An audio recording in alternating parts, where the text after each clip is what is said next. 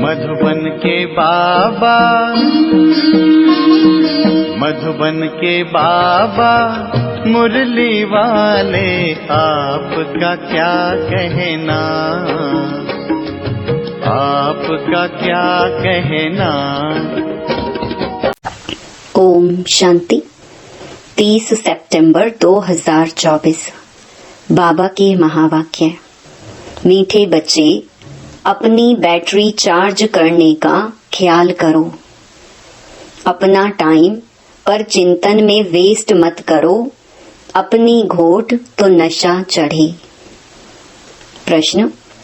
ज्ञान 1 सेकंड का होते हुए भी बाप को इतना डिटेल से समझाने व इतना समय देने की आवश्यकता क्यों? उत्तर। क्योंकि ज्ञान देने के बाद बच्चों में सुधार हुआ है या नहीं, यह भी बाप देखते हैं और फिर सुधारने के लिए ज्ञान देते ही रहते हैं। सारे बीज और झाड़ का ज्ञान देते हैं, जिस कारण उन्हें ज्ञान सागर कहा जाता। अगर 1 सेकंड का मंत्र देकर चले जाएं, तो ज्ञान सागर का टाइटल भी ना मिले। ओम शांति। रूहानी बाप बैठ रूहानी बच्चों को समझाते हैं। भक्ति मार्ग में परमपिता परमात्मा शिव को यहाँ ही पूजते हैं। भल बुद्धि में है कि यह होकर गए हैं। जहाँ पर लिंग देखते हैं तो उनकी पूजा करते हैं। यह तो समझते हैं शिव परमधाम में रहने वाला है, होकर गए हैं, इसलिए उनका यादगार बनाकर पूजते हैं। जिस समय याद किया जाता है तो बुद्धि में जरूर आता है कि निराकार है जो परम धाम में रहने वाला है। उनको शिव कह पूजते हैं। मंदिर में जाकर माथा टेकते हैं, उन पर दूध फल जल आदि चढ़ाते हैं, परंतु वह तो जड़ है। जड़ की भक्ति ही करते हैं। अभी तुम जानते हो वह है चैतन्य, उनका निवास स्थान परम धाम है। वह लोग जब पूजा करते हैं तो बुद्धि में रहता है कि परम धाम निवासी है, होकर गए हैं, तब यह चित्र बनाए गए हैं जिसकी पूजा की जाती है। वह चित्र कोई शिव नहीं है, उनकी प्रतिमा है। वैसे ही देवताओं को भी पूजते हैं। जड़ चित्र हैं, चैतन्य नहीं है। परंतु वह चैतन्य जो थे वह कहाँ गए, यह नहीं समझते। जरूर पुनर्जन्म ले नीचे आए होंगे। अभी तुम बच्चों को ज्ञान मिल रहा है, समझते हो जो भी पूज्य देवता थे वह पुनर्जन्म लेते आए हैं। आत्मा वही है, आत्मा का नाम नहीं बदलता, बाकी शरीर का नाम बदलता है। वह आत्मा कोई न कोई शरीर में है, पुनर्जन्म तो लेना ही है। तुम पूजते हो उनको जो पहले पहले शरीर वाले थे, सतयुगी लक्ष्मी नारायण को पूजते हो। इस समय तुम्हारा ख्याल चलता है, जो नॉलेज बाप देते हैं तुम समझते हो, जिस चित्र की पूजा करते हैं वह पहले नंबर वाला है। यह लक्ष्मी नारायण चैतन्य थे, यहाँ ही भारत में थे, अभी नहीं है। मनुष्य यह नहीं समझते कि वह पुनर्जन्म लेते लेते भिन्न नाम रूप लेते 84 जन्मों का पार्ट बजाते रहते हैं। यह किसके ख्याल में भी नहीं आता। सतयुग में थे तो जरूर, परंतु अब नहीं है। यह भी किसको समझ नहीं आता। अभी तुम जानते हो ड्रामा के प्लान अनुसार फिर चैतन्य में आएंगे जरूर। मनुष्यों की बुद्धि में यह ख्याल ही नहीं आता, बाकी इतना जरूर समझते हैं कि यह थे। अब इनके जड़ चित्र हैं, परंतु वह चैतन्य कहाँ चले गए, यह किसकी बुद्धि में नहीं आता है। मनुष्य तो 84 लाख पुनर्जन्म कह देते हैं। यह भी तुम बच्चों को मालूम पड़ा है कि 84 जन्म ही लेते हैं, न कि 84 लाख। अब रामचंद्र की पूजा करते हैं, उनको यह भी पता नहीं है कि राम कहाँ गया। तुम जानते हो कि श्री राम की आत्मा तो जरूर पुनर्जन्म लेती रहती होगी। यहाँ इम्तिहान में नापास होती है, परंतु कोई ना कोई रूप में होगी तो जरूर ना। यहाँ ही पुरुषार्थ करते रहते हैं, इतना नाम वाला है राम का तो जरूर आएंगे। उनको नॉलेज लेनी पड़ेगी। अभी कुछ मालूम नहीं पड़ता है तो उस बात को छोड़ देना पड़ता है। इन बातों में जाने से भी टाइम वेस्ट होता है। इससे तो क्यों ना अपना टाइम सफल करें, अपनी उन्नति के लिए बैटरी चार्ज करें। दूसरी बातों का चिंतन तो पर चिंतन हो गया। अभी तो अपना चिंतन करना है। हम बाप को याद करें, वह भी जरूर पढ़ते होंगे, अपनी बैटरी चार्ज करते होंगे, परंतु तुमको अपनी करनी है। कहा जाता अपनी घोट तो नशा चढ़े। बाप ने कहा है जब तुम सतो प्रधान थे तो तुम्हारा बहुत ऊंच पद था। अब फिर पुरुषार्थ करो, मुझे याद करो तो विकर्म विनाश हो। मंजिल है ना। यह चिंतन करते करते सतो प्रधान बनेंगे। नारायण का ही सिमरन करने से हम नारायण बनेंगे। अंत काल में जो नारायण सिमरे, तुमको बाप को याद करना है जिससे पाप कटे, फिर नारायण बने। यह नर से नारायण बनने की हाईएस्ट युक्ति है। एक नारायण तो नहीं बनेंगे ना, यह तो सारी डिनाइस्टी बनती है। बाप हाईएस्ट पुरुषार्थ कराएंगे, यह है ही राजयोग की नॉलेज। सो भी पूरे विश्व का मालिक बनना है। जितना पुरुषार्थ करेंगे उतना जरूर फायदा है। एक तो अपने को आत्मा जरूर निश्चय करो। कोई कोई लिखते भी ऐसे हैं, फलानी आत्मा आपको याद करती है। आत्मा शरीर के द्वारा लिखती है। आत्मा का कनेक्शन है शिव बाबा के साथ। मैं आत्मा फलाने शरीर के नाम रूप वाली हूँ, यह तो जरूर बताना पड़े ना, क्योंकि आत्मा के शरीर पर ही भिन्न भिन्न नाम पड़ते हैं। मैं आत्मा आपका बच्चा हूँ, मुझ आत्मा के शरीर का नाम फलाना है। आत्मा का नाम तो कभी बदलता नहीं। मैं आत्मा फलाने शरीर वाली हूँ, शरीर का नाम तो जरूर चाहिए, नहीं तो कारोबार चल ना सके। यहाँ बाप कहते हैं मैं भी इस ब्रह्मा के तन में आता हूँ टेम्परेरी। इनकी आत्मा को भी समझाते हैं मैं इस शरीर से तुमको पढ़ाने आया हूँ। यह मेरा शरीर नहीं है, मैंने इनमें प्रवेश किया है, फिर चले जाएंगे अपने धाम। मैं आया ही हूँ तुम बच्चों को यह मंत्र देने। ऐसे नहीं कि मंत्र देकर चला जाता हूँ, नहीं, बच्चों को देखना भी पड़ता है कि कहाँ तक सुधार हुआ है, फिर सुधारने की शिक्षा देते रहते हैं। सेकंड का ज्ञान देकर चले जाएं तो फिर ज्ञान का सागर भी ना कहा जाए। कितना समय हुआ है, तुमको समझाते ही रहते हैं। झाड़ की भक्ति मार्ग की सब बातें समझने की डिटेल है। डिटेल में समझाते हैं, होलसेल माना मन मना भव। परंतु ऐसा कहकर चले तो नहीं जाएंगे, पालना देख रेख भी करनी पड़े। कई बच्चे बाप को याद करते करते फिर गुम हो जाते हैं। फलानी आत्मा जिसका नाम फलाना था, बहुत अच्छा पढ़ता था, स्मृति तो आएगी ना। पुराने पुराने बच्चे कितने अच्छे थे, उनको माया ने हप कर लिया। शुरू में कितने आए, फट से आकर बाप की गोद ली, भट्ठी बनी। इसमें सबने अपना लक भाग्य आजमाया, फिर लक आजमाते आजमाते माया ने एकदम उड़ा दिया, ठहर ना सके। फिर 5000 वर्ष के बाद भी ऐसे ही होगा।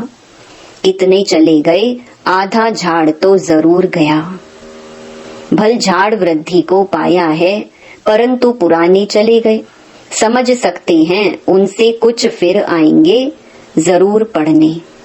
स्मृति आएगी कि हम बाप से पढ़ते थे और सब अभी तक पढ़ते रहते हैं। हमने हार खा ली, फिर मैदान में आएंगे, बाबा आने देंगे, फिर भी भल आकर पुरुषार्थ करें, कुछ न कुछ अच्छा पद मिल जाएगा। बाप स्मृति दिलाते हैं, मीठे मीठे बच्चे माँ मेकम याद करो तो पाप कट जाएंगे। अब कैसे याद करते हो? क्या यह समझते हो कि बाबा परम धाम में हैं? नहीं, बाबा तो यहाँ रथ में बैठे हैं।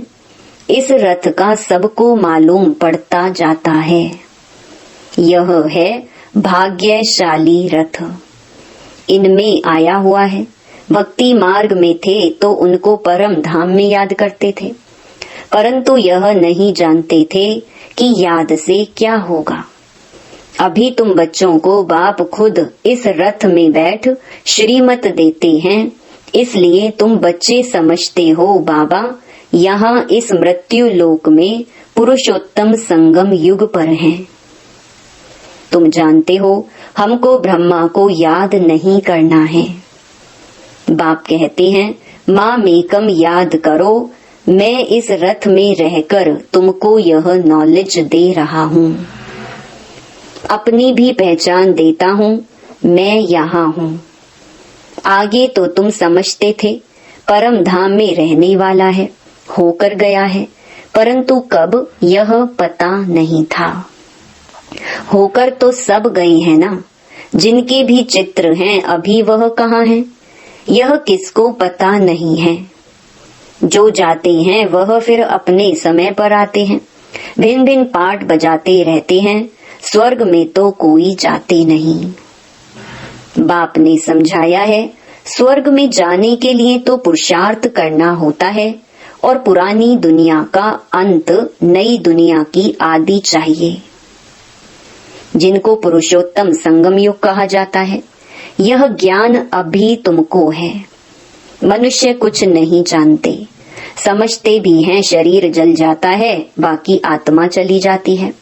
अब कलयुग है तो जरूर जन्म कलयुग में ही लेंगे। सतयुग में थे तो जन्म भी सतयुग में लेते थे। यह भी जानते हो आत्माओं का सारा स्टॉक निराकारी दुनिया में होता है। यह तो बुद्धि में बैठा है ना, फिर वहां से आते हैं, यहाँ शरीर धारण कर जीव आत्मा बन जाते हैं। सबको यहाँ आकर जीव आत्मा बनना है, फिर नंबरवार वापस जाना है। सबको तो नहीं ले जाएंगे, नहीं तो प्रलय हो जाए। दिखाते हैं कि प्रलय हो गई, रिजल्ट कुछ नहीं दिखाते। तुम तो जानते हो यह दुनिया कभी खाली नहीं हो सकती है। गायन है राम गयो रावण गयो, जिनका बहुत परिवार है। सारी दुनिया में रावण संप्रदाय है ना, राम संप्रदाय तो बहुत थोड़ी है। राम की संप्रदाय है ही सतयुग त्रेता में, बहुत फर्क रहता है।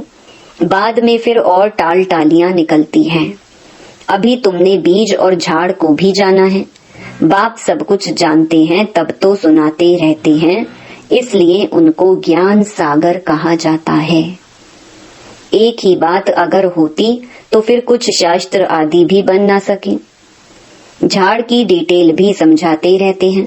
मूल बात नंबर 1 सब्जेक्ट है बाप को याद करना। इसमें ही मेहनत है, इस पर ही सारा मदार है। बाकी झाड़ को तो तुम जान गए हो। दुनिया में इन बातों को कोई भी नहीं जानते हैं। तुम सब धर्म वालों की तिथि तारीख आदि सब बताते हो। आधा कल्प में यह सब आ जाते हैं। बाकी हैं सूर्यवंशी और चंद्रवंशी। इनके लिए बहुत युग तो नहीं होंगे ना, हैं ही 2 युग। वहाँ मनुष्य भी थोड़े हैं, 84 लाख जन्म तो हो भी ना सके। मनुष्य समझ से बाहर हो जाते हैं, इसलिए फिर बाप आकर समझ देते हैं। बाप जो रचयिता है वही रचता और रचना के आदि मध्य अंत की नॉलेज बैठ देते हैं। भारतवासी तो बिल्कुल कुछ नहीं जानते, सबको पूजते रहते हैं। मुसलमानों को, पारसी आदि को, जो आया उनको पूजने लग पड़ेंगे। क्योंकि अपने धर्म और धर्म स्थापक को भूल गए हैं। और तो सब अपने अपने धर्म को जानते हैं, सबको मालूम है फलाना धर्म कब किसने स्थापन किया, बाकी सतयुग त्रेता की हिस्ट्री ज्योग्राफी का किसको भी पता नहीं है। चित्र भी देखते हैं शिव बाबा का, यह रूप है, वही ऊंच ते ऊंच बाप है, तो याद भी उनको करना है। यहाँ फिर सबसे जास्ती पूजा करते हैं श्री कृष्ण की, क्योंकि नेक्स्ट में है ना। प्यार भी उनको करते हैं, तो गीता का भगवान भी उनको समझ लिया है। सुनाने वाला चाहिए तब तो उनसे वर्षा मिले। बाप ही सुनाते हैं, नई दुनिया की स्थापना और पुरानी दुनिया का विनाश कराने वाला और कोई हो ना सके सिवाय एक बाप के।